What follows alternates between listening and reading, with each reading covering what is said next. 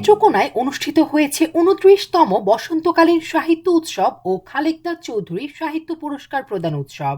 14 ফেব্রুয়ারি পয়লা ফাল্গুন শনিবার জেলা শহরের মুক্তারপাড়ার বকুলতলায় নেত্রকোনা সাহিত্য সমাজের উদ্যোগে দিনব্যাপী এই উৎসবের আয়োজন করা হয়।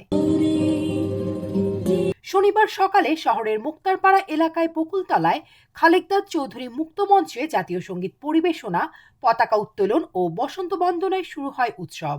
নেত্রকোনা সাহিত্য সমাজের সভাপতি কিপ্রিয়া চৌধুরী হেলিমের সভাপতিত্বে ও সাধারণ সম্পাদক তানভীর জাহান চৌধুরীর সঞ্চালনায় উৎসব মঞ্চে উদ্বোধনী পর্বে বক্তব্য রাখেন জেলা প্রশাসক মোহাম্মদ সাইফুর রহমান, পুলিশ সুপার তরিকুল ইসলাম সহ অন্যান্যরা।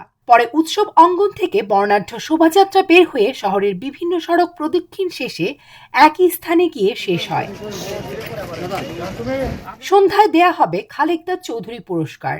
এবার পুরস্কার পাচ্ছেন কবি আব্দুল হাই শিকদার ও গবেষক প্রফেসর ডক্টর আব্দুল্লাহ আল মাসুম।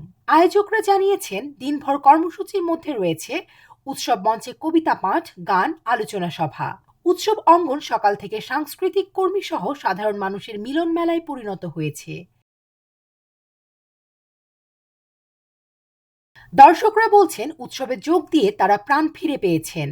উৎসব যেন প্রতি বছর আয়োজন করা হয় দাবি জানান তারা।